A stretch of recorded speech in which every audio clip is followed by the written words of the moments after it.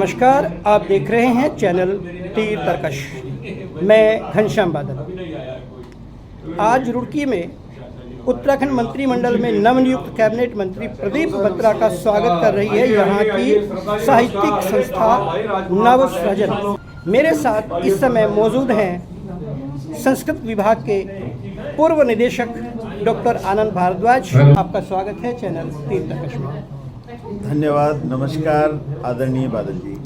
आज जैसा कि हम देख रहे हैं यहाँ पर हमारे युवा सुदर्शनी व्यक्तित्व के स्वामी प्रदीप बत्रा जो कैबिनेट मिनिस्टर नियुक्त हुए हैं, उनका स्वागत आपकी संस्था नवसृजन साहित्य संस्थान कर रहा है। इसके पीछे क्या उद्देश्य है? प्रदीप बत्रा जी जो कि कैबिनेट मंत्री बने हैं, उनसे बहुत सारी उम्मीदें हैं। तो सारा बौद्धिक वर्ग जो नवसृजन संस्था से जुड़ा हुआ है वो उनका स्वागत और सम्मान करना चाहता है, और इसलिए भी स्वागत करना चाहता है कि रुड़की की समस्याएं आने वाले समय में निश्चित रूप से आदरणीय श्री प्रदीप बत्रा जी कैबिनेट मंत्री उत्तराखंड सरकार समाधान करेगी। जी डॉक्टर आनंद, मैं जानना चाहता हूँ, आप साहित्य से जुड़े हुए व्यक्ति हैं, साहित्य के बारे में रुड़की से संबंधित विशेष रूप से क्या अपेक्षाएं हैं आज के कैबिनेट मंत्री प्रदीप बत्रा से? उनसे अपेक्षा करें कि साहित्यकारों के लिए प्रदीप बत्रा जी क्या करें? निश्चित रूप से, क्योंकि रुड़की बौद्धिकता की नगरी है, साहित्य के क्षेत्र में हमेशा से रुड़की का स्थान रहा है,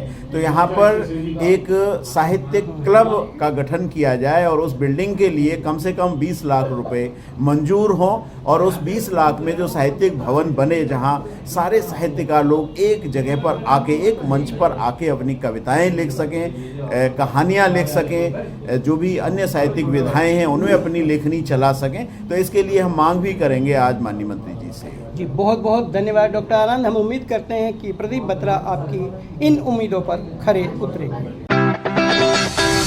साहित्यिक संस्थान रुड़की का एक जाना पहचाना ऐसा साहित्यिक संस्थान जो युवाओं के साथ साथ अनुभवी कवियों को भी स्थान दे रहा है।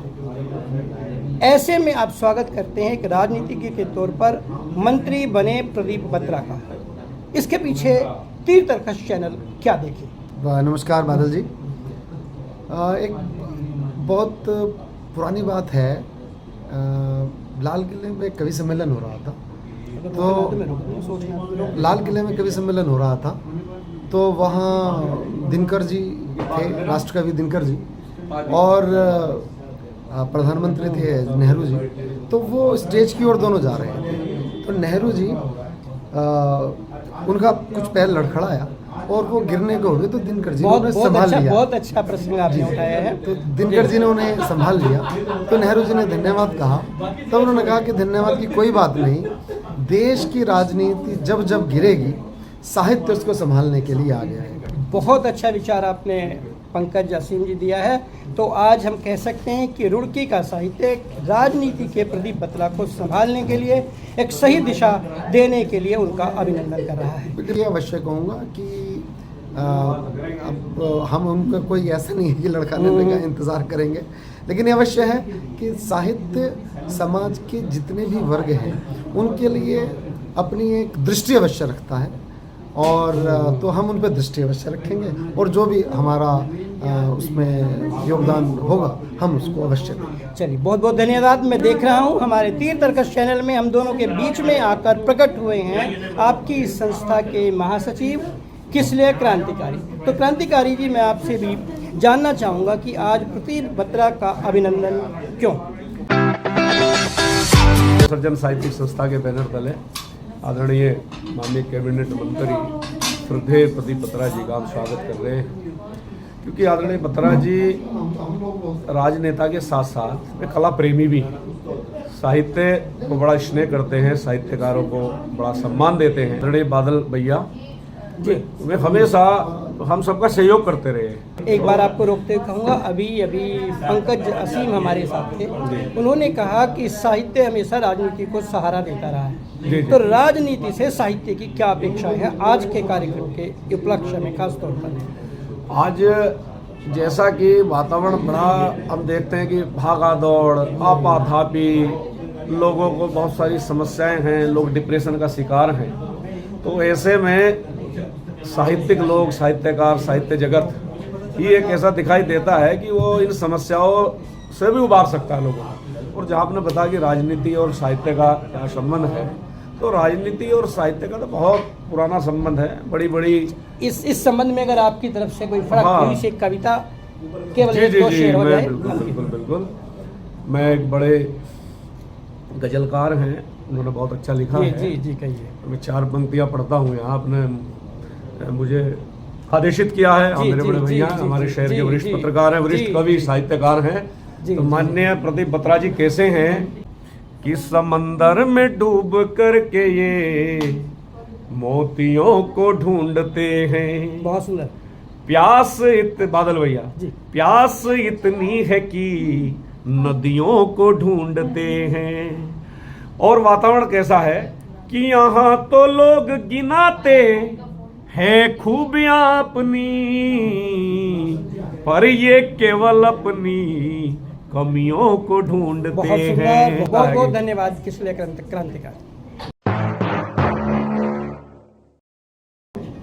मेरे साथ हैं अब रुड़की ही नहीं उत्तराखंड का प्रमुख स्वर महिला कवयित्री के रूप में अलका घनसाला। आज प्रदीप बत्रा का हम यहाँ अभिनंदन कर रहे हैं कैबिनेट मंत्री के तौर पर सृजन साहित्य संस्थान की ओर से। महिला के नाते, कवयित्री होने के नाते क्या अपेक्षाएं रखती हैं आप कैबिनेट मंत्री प्रदीप बत्रा से? बहुत धन्यवाद मुझे इस मंच पर आमंत्रित करने के लिए, मेरी बात लोगों तक पहुंचाने के लिए।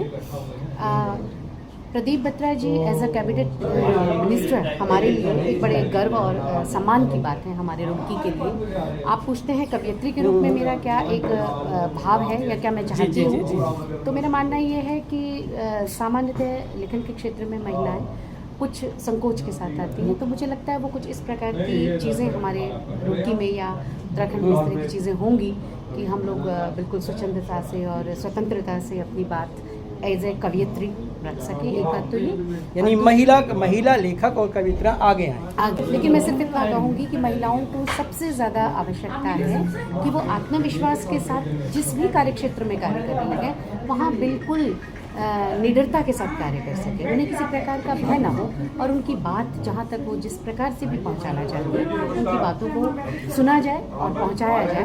मुझे लगता है as a cabinet minister Roorkee के लिए, रुड़की की महिलाओं के लिए आपका विशेष योगदान होगा कि अगर आपके क्षेत्र में महिलाएं निडरता से और मुखरता से अपने कार्य को कर सके तो यही हमारे लिए बहुत बड़ी उपलब्धि है। जी। बहुत बहुत धन्यवाद अलका घनसाला जी। उम्मीद करते हैं प्रदीप बत्रा जी तक आपकी बात पहुँचेगी और महिला साहित्य के क्षेत्र में वो निश्चित रूप से योगदान देंगे।